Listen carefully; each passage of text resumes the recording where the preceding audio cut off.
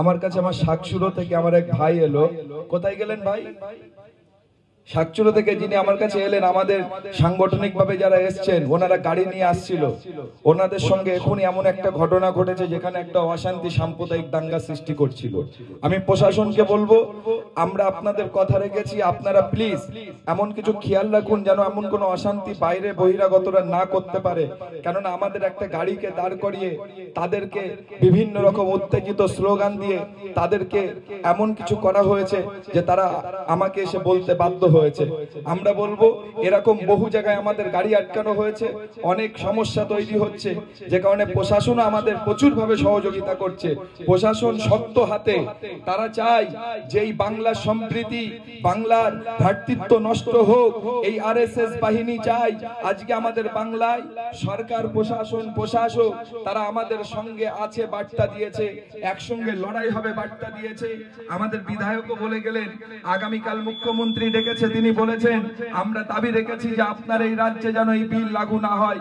মুখ্যমন্ত্রী বলেছে আমরা আপনাদের নিয়ে বসবো, কি সিদ্ধান্ত তিনি নেন আগামীকাল তিনি ডেকেছেন। তিনি ব্যক্তিগতভাবেও লেটার করেছেন আমাকেও যে আপনার আরব সংগঠনের পক্ষ থেকে, বসিরহাট দরবারের পক্ষ থেকে, সিএম এর সেই একদম সংগঠনের নাম লিখে তিনি আমাকে চিঠি করেছে যে আপনারা উপদেষ্টা হিসেবে আসুন, আমাদের সঙ্গে আলোচনা করুন কিভাবে এই আন্দোলন এগিয়ে নিয়ে যাওয়া যায়। আজকে আমরা যুবকরা যারা আছি, আমাদের এই লড়াইয়ের পিছনে অলরেডি সুড়সুড়ি দেওয়া শুরু হয়েছে। আমরা কি এই ফাঁদে পা দেব? ফাঁদে পা দেব? আর যারা দাঁড়িয়ে আছেন আমি সবাইকে আবারও বলবো, একটু এগিয়ে আসেন, একটু এগিয়ে আসেন, বেকার দাঁড়িয়ে থাকবেন না প্লিজ, আপনারা চলে আসেন। এরপরে আমি ছোট ছোট করে সবাইকে বলার জন্য 2 মিনিট করে দেব। আমি হাফেজ কারিমুল্লাহ, তাকে 2 মিনিট, আমি প্রত্যেক বক্তাদের অনুরোধ করছি 2 মিনিটের বেশি কেউ কথা বলবেন না প্লিজ, কারণ আমাদের দামি আচ্ছা নেই। তাহলে আমি মাওলানা কুতুবউদ্দিন সাহেবকে 2 মিনিট বলার জন্য অনুরোধ রাখছি। সকল প্রশংসা আল্লাহ পাকের, আমরা সকলে বলি আলহামদুলিল্লাহ। তারই পরে নবী জনাবে মুহাম্মদ রাসূলুল্লাহ সাল্লাল্লাহু আলাইহি ওয়াসাল্লামের প্রতি ভক্তি ভালোবাসা রেখে দরুদ ও সালাম জ্ঞাপন করে সকলে বলেন সাল্লাল্লাহু আলাইহি ওয়াসাল্লাম। বিশেষ করে আরব ফাউন্ডেশনের পক্ষ থেকে আরব ভাই সহ একাধিক ওলামা একরাম আছেন যারা আমাদের চাইতে ভালো ভালো বক্তৃতা রাখতে পারেন। আমার সামনে বিশেষ করে ইমানি সম্পদ বাঁচানোর যারা এই লড়াইয়ে এসেছেন সকলকে শুভেচ্ছা, আন্তরিক ভালোবাসা, ওয়েলকাম জানাই। কয়েকদিন ধরে আমার বক্তৃতা শুনেছেন, যারা এসেছেন আমি অনেকের মুখ চিনি, কারণ ওরা মাইকে প্রচার করেছি। আমি বলেছি এই সরকারের একটা নতুন নাম দিয়েছি, মনে হয় কারোর মুখে আছে কি বলতে পারবো না। কেউ বলেছে চোর সরকার, কেউ বলেছে চাওয়ালা, আমি বলেছি লুট সরকার। কথা বুঝতে পেরেছেন? লুট সরকার। লুট সরকারের পক্ষে ভোট যারা দিয়েছে তারাও লুটকারী ব্যক্তি তো নাকি? এদের খবর নিয়ে দেখেন, এরা যেখানেই নেতা হয়েছে সেখানে লুট করেছে। আর যারা এদের পক্ষে ভোট দেয়নি এদের মানবতা আছে। আমি বলবো সেই সব ভাইদেরকে আমি সাধুবাদ জানাই, ধন্যবাদ জানাই যারা আমাদের লড়াইয়ের সঙ্গে আছে। আর যারা চক্রান্ত করতে চায় আমার বক্তব্য তাদের বিরোধিতা। যারা তাদের ভিতরে সাম্প্রদায়িকতার উস্কানি রয়েছে আমার বক্তব্য তাদের কাছে সাম্প্রদায়িকতা বলেই মনে হবে। যাদের ভিতরে সম্প্রীতি বজায় রয়েছে আমাদের বক্তব্যগুলো তাদের কাছে সম্প্রীতি বলে মনে হবে। আমার কথা বুঝতে পেরেছেন? যে ভাইগুলো আসছিল যারা ধরেছেন নিশ্চিত তারা বিজেপি আর আরএসএস চর। কথা বুঝতে পারছেন আমার কথাগুলো? আমি বলতে চেয়েছি একটা সুস্থ মানুষের কাজ হলো যার অধিকার তাকে বুঝিয়ে দেওয়া। কিন্তু এই নরেন্দ্র মোদী সরকার কোনো উন্নয়নের সরকার নয়, এ হলো জাতিগত বিভেদ দেখিয়ে গোটা সমাজের ভিতরে রাজনীতির ফায়দা লুটতে চায়। আমরা কাঁধে কাঁধ মিলিয়ে আগামী দিনে এই পার্লামেন্টটা হবে, সম্প্রীতি যেসব ভাইয়েরা আছে তাদের কাঁধে কাঁধ মিলিয়ে খ্রিস্টান, জৈন এবং হিন্দু, মুসলমান, ইসাই সকল সম্প্রদায় মিলে এই পার্লামেন্ট আগামী দিন দখল করে নেবে ইনশাআল্লাহ। তাই তো নাকি? আমি ভাই বেশি বক্তব্য রাখতে চাই না। আমি যে করে 2টি কথা বললাম, 1 নম্বরে হলো নরেন্দ্র মোদী লুট সরকার, আর যারা লুট সরকারের পক্ষে রয়েছেন তারাও লুটকারী ব্যক্তি। এদের সঙ্গে কোশ্চিন গেল সূর্য যদি কখনো পশ্চিম গগন থেকে ওঠে তাহলে আপোষ হতে পারে না। কিন্তু যারা সম্প্রীতি বজায় রেখে আমাদের পক্ষে ভোট দিয়েছেন, আমরা আগামী দিন পার্লামেন্ট দখল করে দেখিয়ে দিতে চাই যে নরেন্দ্র মোদী সরকার তোমার মতন অপরাধ এদেশে সরকার আমার কোনো যোগ্যতা রাখে না। ভাই আমি বেশি বাড়াতে চাই না। আমি বলছি ইসলামের আদর্শ রয়েছে প্রচুর পরিমাণে। ইমাম আযম আবু হানিফা যারা বলে ইসলামকে, অন্য চোখে যে সাংবাদিকগুলো জিহাদি বলে আখ্যা দিচ্ছেন, আগে ভাষা পড়ুন আর ইসলাম সম্পর্কে জানুন। আমি আপনাদের সম্পর্কে বলছি, কারণ হলো শুনে রাখুন, রাসূল পাক সাল্লাল্লাহু আলাইহি ওয়াসাল্লাম যেমন ইহুদির বাড়িতে দাওয়াত আমন্ত্রণ গ্রহণ করেছিলেন, আমাদের নেতা ইমাম আযম আবু হানিফা রাহমাতুল্লাহ আলাইহির একজন মুচি কর্মকারকে জেলে নিয়ে গিয়েছিল। আর ইমাম আযম আবু হানিফা রাত 12টার সময় প্রশাসনের কর্মকর্তার কাছে গিয়ে বললেন যে এনাকে ছেড়ে দিন। বলল, আমি তো আপনার কোন মুসলমানকে ধরে আনিনি।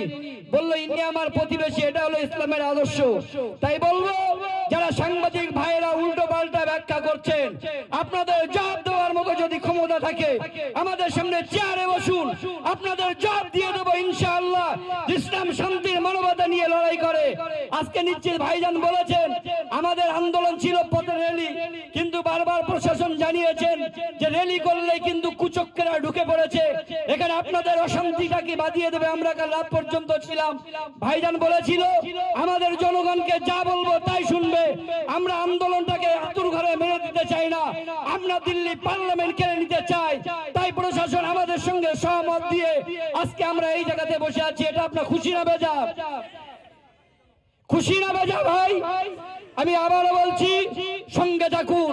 এই আন্দোলন 26-এর পরে শেষ নয়, এই আন্দোলন দিল্লি পার্লামেন্টে যাবে। আমি সকালবেলা একটা খবর দেখছিলাম, এ পর্যন্ত এমএলএ সাহেব বলেছেন 33টা কেস হয়েছে, রাষ্ট্রপতির কাছে জবাব চাওয়া হয়েছে, 3 মাসের ভিতরে জবাব দিতে হবে। এই বিলে কেন 48 ঘন্টার ভিতরে সই করা হলো? অতএব এ পর্যন্তই ভাই, অনেক বক্তা রয়েছে, এখানে ইতি করলাম। ভাষা ত্রুটি বিচ্যুতি ক্ষমা করবেন। ধন্যবাদ মাওলানা কুতুবউদ্দিন সাহেব। আমি আপনাদের আবারও বলছি, আপনারা অনেক ধৈর্যের পরীক্ষা আমার জন্য দেননি, আমার দরবারের জন্য আসেননি, আপনার কবরের মাটি ঠিক রাখার জন্য এসেছেন। এই লড়াই আমাদের নিজের কবরের মাটিটা রাখা। আপনি জানেন ওয়ান নিশান ওয়ান মিশন, শুনেছেন এই কথাটা কখনো প্রধানমন্ত্রীর মুখে? শুনেছেন? ওয়ান নিশান ওয়ান মিশন। উনিই বলছেন যে দেশ এক আইন এক। শোনেননি? দেশ এক আইন এক।